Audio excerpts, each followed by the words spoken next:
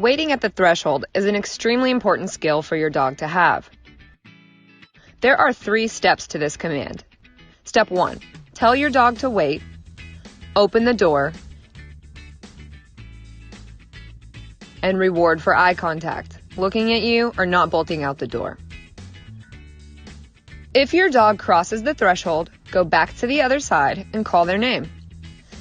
Step 2.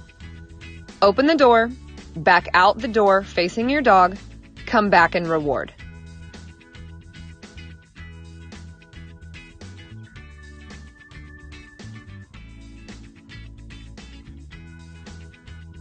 If you're on opposite sides of the threshold, use your body to block them.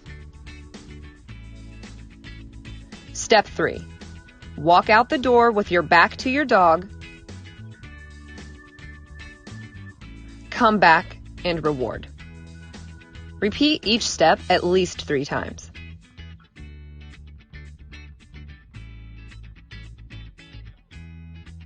The wait command is not a stay.